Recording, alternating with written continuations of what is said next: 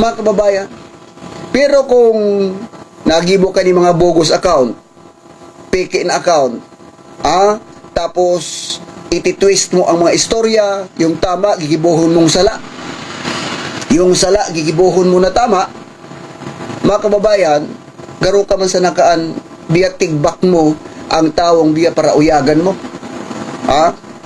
Kaya, dyan po sa Catanduanes, siguraduhin nindo, pag ang nabasa nindo sa Facebook, mga bogus o fake account, ito bagang mga pangaran na sinaramulyo, mga pangaran na kuya, mahiling mo sa mga pangaran. Kaya ako, pag may mga request kuya, pigahiling ko na yan, ay bogus ini.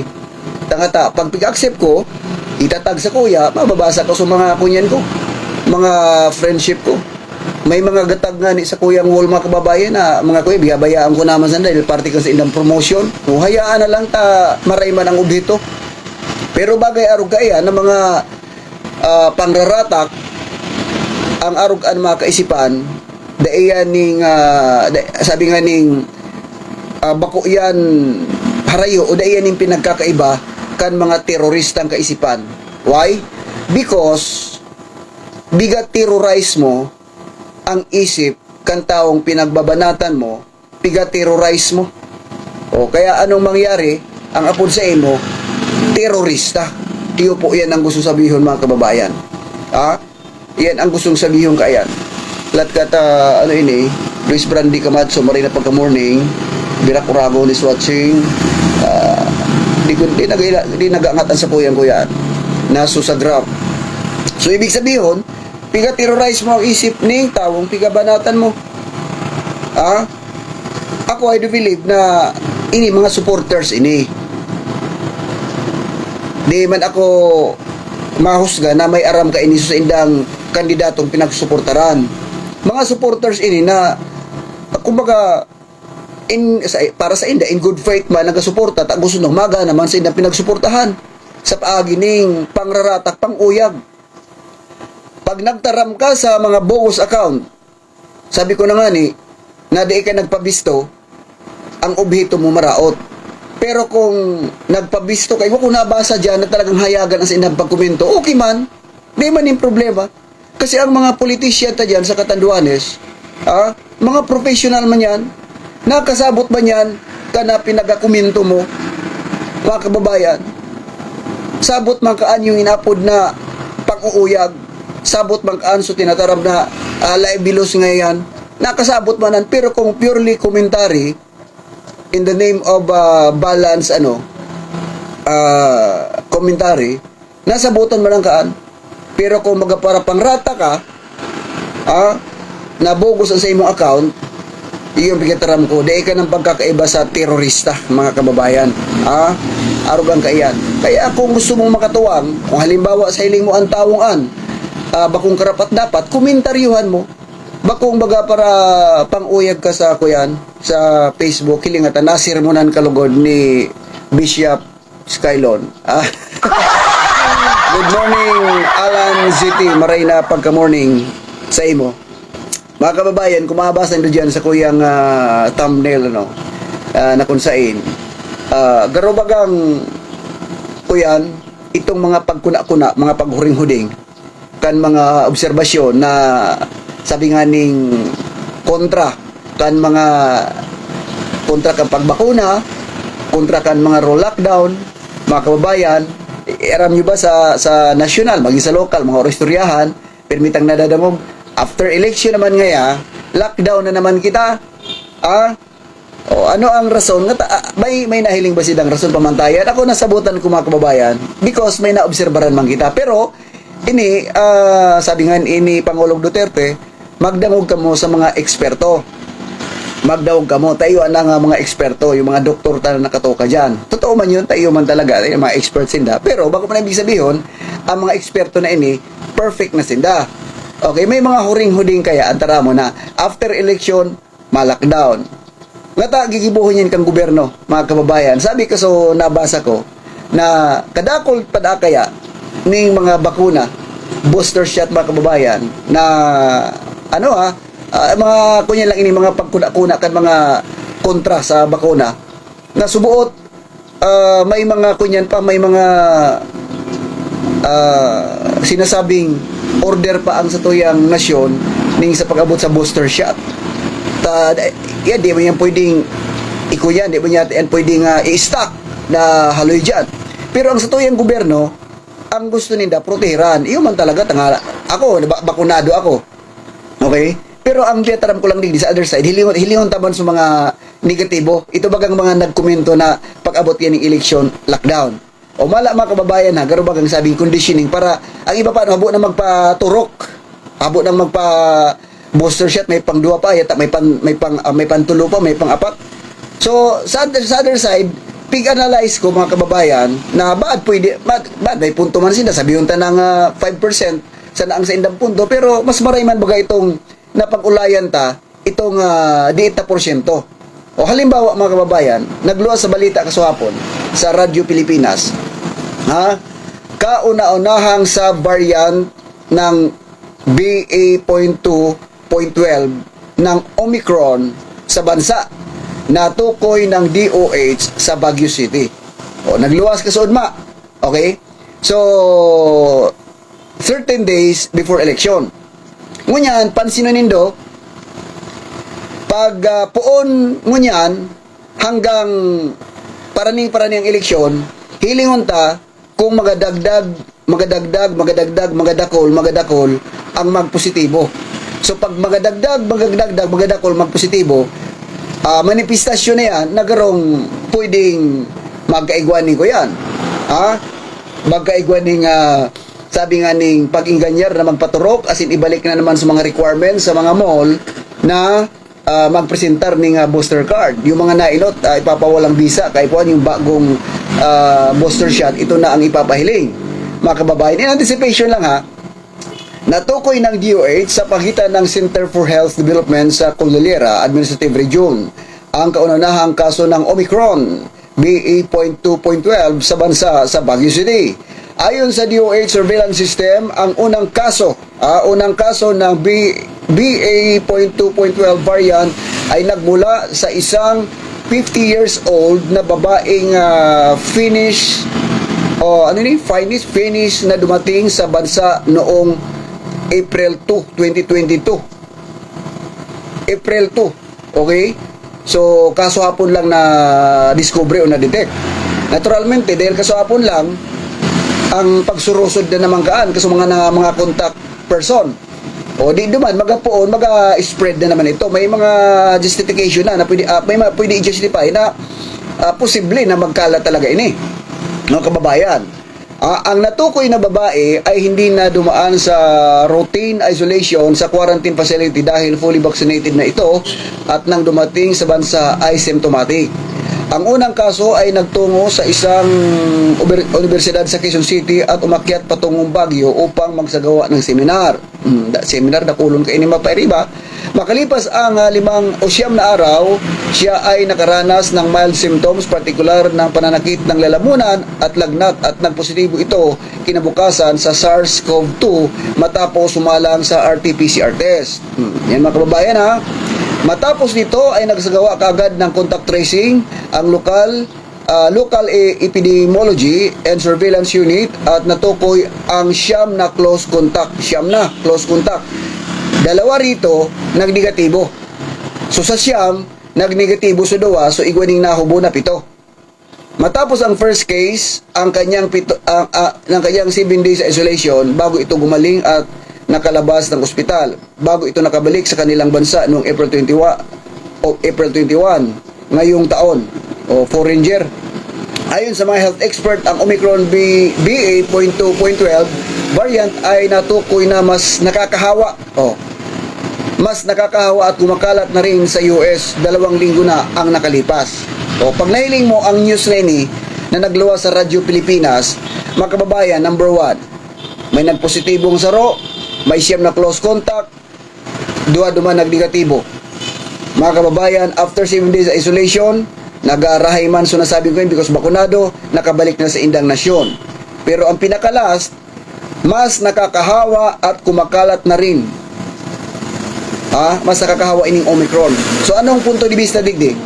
Posible poon ngon yan kasi may mga naging close contact siya Poon ngon yan, posible mga kababayan na maglakop ini. Kaya ang krusada ka sa tong gobyerno magpabakuna, which is tama naman. Pero yung mga kontradigdi, ang tataramo ninda, biga kondisyon nyo na naman sa mga isip kan mga tao. Ayan po mga kababayan, ang sa ibang mga rasones.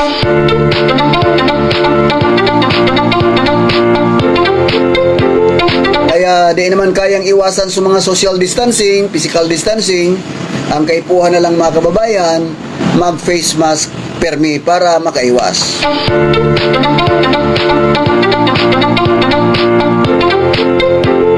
Mga kababayan, 30 minutos na nakita mo yan before kita tayo kita ni mga importanteng mga lakaw sa ngunyan. Now, igwa lang kita nga kadigit na pangkurulayan sa ngunyan na pagka-morning sa gabos po nakatutok dyan po sa Virac Public Market, marhay na pagkaaga. Mga kababayan, Virac Public Market, Sisay ang mayor nino dyan. Sisay tabi ang mayor nino dyan, mamili ka mo kung sisay ang alkalde nindo dyan po sa Virac Public Market. Yun sa mga pinaka-issue dyan. Pero bayain sa agay may papriskon si Mayor Jose Sarmiento. Gabos na mga issue na nagruluwasan sa ANC Simbagon.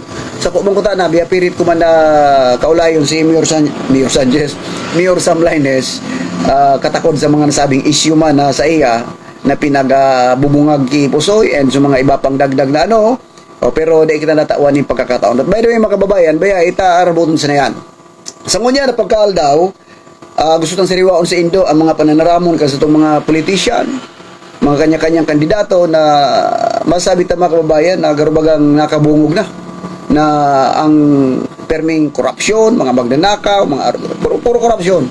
Although totoo man yan talaga, may mga korupsyon na talagang nagaganap, pero iyan, paano mo yan mapatunayan kung di kaning supisenteng kapot na ebidensya. Sa mga local mga kababayan, masakit unless na lang kung blatted na talaga ang inigibong korupsyon, saka lang, saka ikaw talaga ni mga concerned people na iyo ang magasampan ng reklamo. Pero kung di man, pero kung nahiling mo sa nang yan yung taong yan, nag-iilihidong official sana, wala man kinegosyo, bigla ngayang dabi yung pagsadiri niya, may mga kunya na, may mga angharong pa ngaya, halos mga, sabihin talang, may mga 4-5 eskalon na, igwa pang yaning farm, ang mga sakyan, tulo-tulo pa, mga SUV.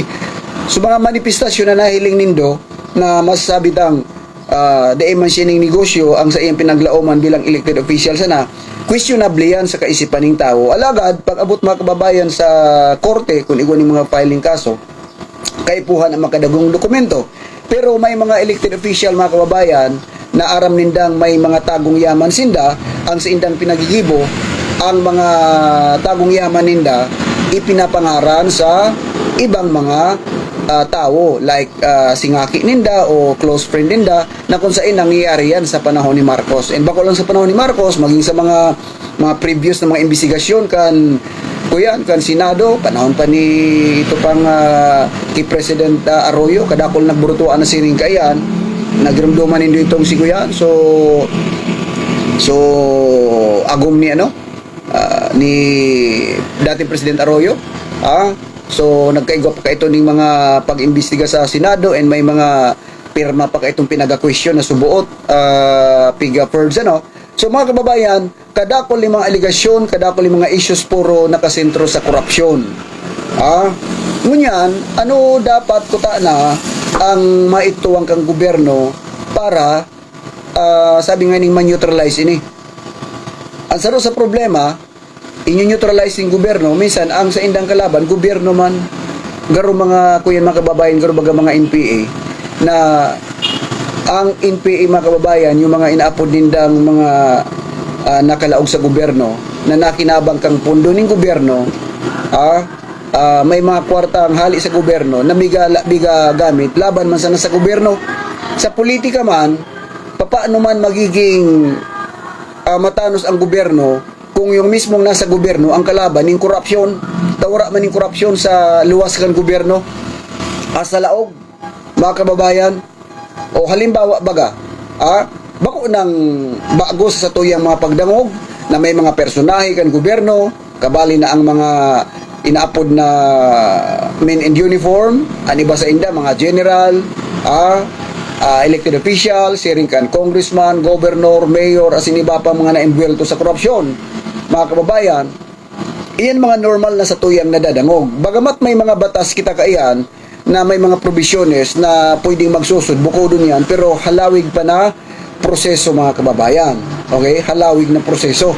Kunyan, sa mga dapat mahiling ka sa tuyang gobyerno, digdi ba sa tuyang sa probinsya, halimbawa, in the name of transparency, kan sarong kandidato o kaya kan sarong nakatukaw na, karang sarong nakatukaw na sa gobyerno, tanganing mahali ang pagduda, mga kababayan, may mga crusaders na tangani ngayang mahilingta kung gaawin ni kasinsero ang nagatukaw na ini, tagarubagang sa paghiling mo, medyo ang income diit, pero mahiling mo ang nahiling niyang pagsadiri, medyo namumulaklak. Ngunyan, tanganing sapatas na argumento, igwa kita ning ombudsman na kung sain, dumanta mahiling ang sa indang SALN, statement asset and liabilities. So sa indang yaman, so sa indang mga pagsadiri, dumanta yan mahiling. Kaya lang, si Sayman na nasa probinsya, ang magaparapasiring sa Manila para mag-request ning siring ayan sa ombudsman. Kaya siguro, ang sa tuyang gobyerno, magkaigwan ning programa na ilo-localize ang siring kaiyan. Halimbawa, kung dati na sa ombudsman, sa mga barangay mga lidong opisyal, barangay municipal, ang gabos na submission kan sa indang SALN sa DILG. Siguro, ang sa tuyang gobyerno, kinakaipuhan pa bang magibuki batas o executive order lang na igwaning localize na kung ang saro ngayang personahe, organization, or media na gusto mag-request ng SALN sa sarong nasa gobyerno na pwedeng pinagdududahan na igwanin ko yan, makapag-request siya kung pwede, dyan na i-request kung bakong sa opisina ng Department of Justice sa DILG. Kasi kung kuyan, mapasiring ka pa sa Manila, ang iba ka na, harbayain ang iyakan. So, nawawaran kita ng inapod na check and balance, mga kababayan. So, yan ang saro sa mga nahilingta na pwedeng makatabang. Tagabusbaga ng mga kandidato, ang kurahaw, katanusan. Haliyo ng mga kurap. Puro katanusan. Kung katanusan lang sa inyong kurahaw, yun ay panahon na dapat igwanin ko yan kung tanganing igwaning balance. Ma-balance ang matakot man sa mga nasa gobyerno na magkurap. Ang iba kayan sa dunong kan mga nasa kuyan, dunong kan Pilipino. Pagkadako la kwarta kaya, hindi man yan ibugtak sa SALN, mga kababayan.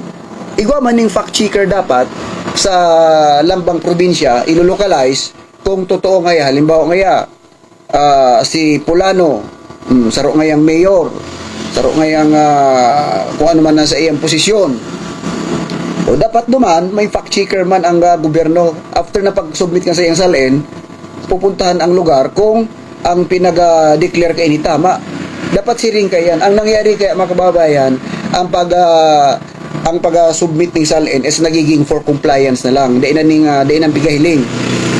Na-discover na lang yan kung may mga interested party nag-request sa ombudsman and kadakla nag-request kaan yung sa investigative report. Mga kababayan, na kung saan dyan mo mahiling. Nagirumduman nindo yung dating PNP Chief Alan Purisima na kung saan pinag-question sa iyang mga yaman dyan po sa Nueva Ecija. So duman sa SALN, duman yun nagkaarama na kumpirang kantidad, and na-justify man yun I don't know, parang ongoing pa yata sa kaso kayo ito, pero sa mga interview, na-justify man ni PNP Chief. So araw ka mga kababayan, ang punto kung gusto tang makatuwang sa gobyerno, kamong mga nasa gobyerno, ilalong-lalo na ang sa to yung mga mambabatas, nasa legislative, yung mga sa legislative function. So siguro tawanin doon ning importansya ang arog kay ni. Kailangan problema si Sayman ang magagibok ayan na sindaman sana ang sasagasaan. Pag pig-interview mo yan, puro yan good, puro yan marhay, pero pag abot na duman sa plenaryo, mga kababayan, ito nga ni bagang ko yan, ito ba nga ning FOI, mga kababayan, dai pa talaga ka itong ko yan. igwa pa ning nakabinbin yata ano na yung fully disclosure yata kan mga kuyan kan mga dokumento na kaipuhanon. Igwa man ning mga executive order na ipinaluwas pero parang limitado pa rin mga kababayan. So kung iyan ang objeto na makatuwang sa gobyerno, o dapat ang sa tuyang mga elected official saro yan sa dapat ko yan sa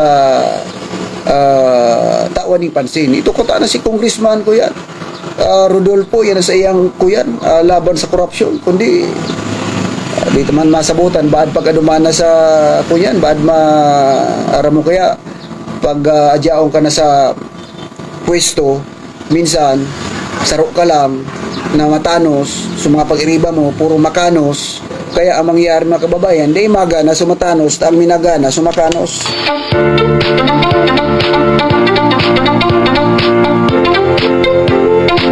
Diyan pa numahiling ang mga pagsadiri kan sarong politician sa SALN. Kaya kung igwa siguro, may ilolocalize yan na pwedeng mag-request dyan na lang sa DOJ o kaya sa DILG, siguro, mas dakol ang magkakaigwa ng interes pag igwa ng mga questionabling mga empleyado ng gobyerno, mga kababayan. Yan po ang sa tuyang saro sa nahiling na pwedeng solusyon pag abot mga kababayan sa korupsyon. Kasi sabi nga ni Senador Manny Pacquiao, kanser na ning lipunan ang kuyan, kaya ngunya nalas na mga karampanyahan, saro na lang ang kurahaw ni Manny Pacquiao. I-knock out ang korupsyon, mga kababayan.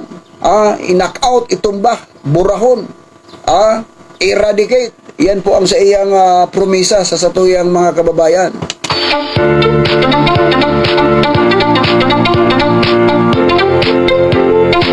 Igwa ba kay mga kababayan ko yan?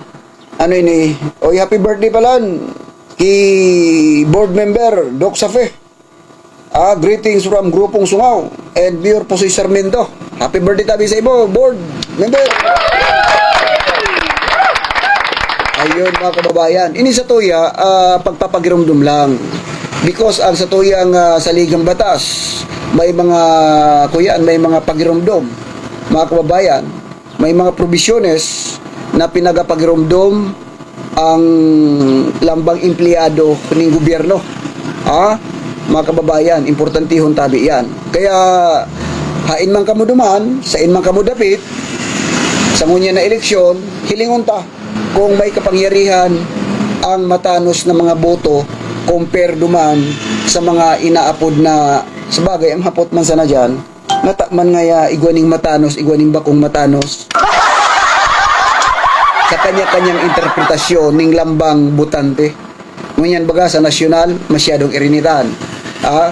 Pag nagkuyan ka lang, pag nagkampi ka duman sa ro, kakastahan ka naman ka sa iba. So, arugaan ka ati ng isip ng mga Pilipino, mga kababayan, nawara na ning yung kalayaan na magpili ka kan sa imo man na gusto. Minsan ang iba natakot na lang magkomento kakarastahan ka sa mga troll, sa mga bogus sa mga account, mumurudahon ka. Kaya naturalmente kung bako ka man sanay sa arugayan, hindi ka na lang mag-comment, mag-silent ka na lang. Kaya mga kababayan, anuman ang nahiling nindo sa mga social media, maski ti ano kadakol kan tao kayan, bako pa yan ang garantiya na iyon na yan ang magana.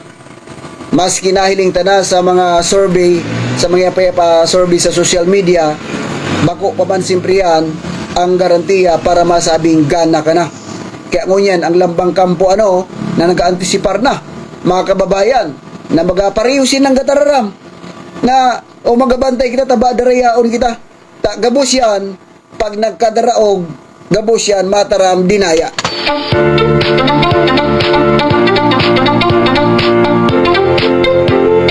Ngata ngaya dinaya sa survey ngaya na inot-inot kami sa survey ngaya maski pandua kami pagharanina nagdakol kami kadakol baga meeting mga kadakolin mga tao ngata din nga nagaluwas mo yung kandidato ngata ngaya ang nagluwas na kandidato si Manny Pacquiao.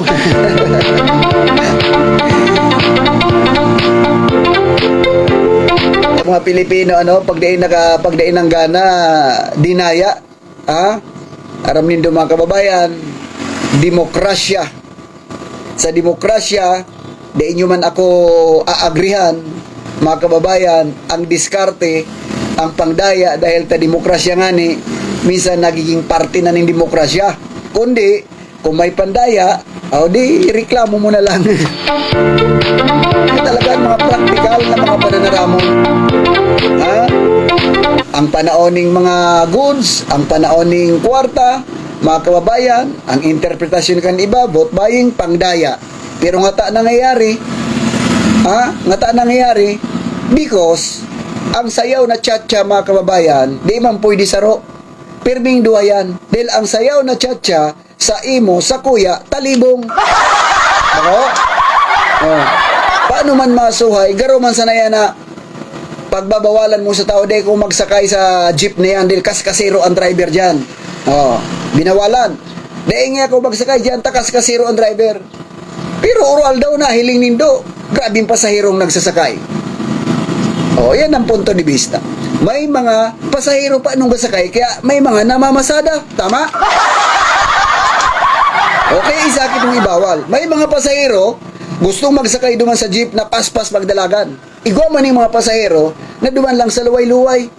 Kaya ang gusto sabihin, nagpapadagos ang biyahe, may mga pasaherong nagsasakay. Simple lang, mga kababayan. Oy, marahay na pagka-morning palantabi, dyan sa kuyang amigo, alos ang taong ini, biyaturing ko na ining tugang, mga kababayan, biyaturing ko na ining kapamilya, ang mabuuton kong amigo tugang, adyaon po sa kuyaan sa Hikming, Manoy Rudy Solsona, happy birthday. Amakon pa yan, 60 anyos ka na palaan. Ang paghiling ko sa imo, gurong nasa 42 ka sa naman ni Rode. Pero by the way, happy birthday. Baya ay sa nata, pag nakaparibod ako dyan, bisitahon ta ka dyan sa imong lugar.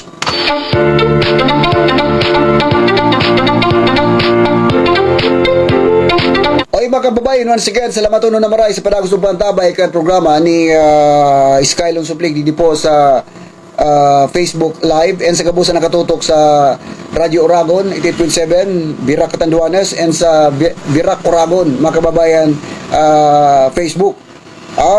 Salamat na maray and di po nagtatapos sa tuyang kuyan ta may mga commitment pa kita na data pwedeng sayumahan, mga kababayan. Salamat na maray hasta sa masunod na aldaw sa kabus po na mga nakatutok sa tuyang programa. Salamat nun and sa maabot na eleksyon, magpili kita base duman sa tuyang pamantayan na sa hilingdo makatabang kang pag-asenso kan sa tuyang lugar. Salamat na maray. Ini po ang sa indong tugang sa radyo ng iba, Skylon Suplig. God bless Catanduanes.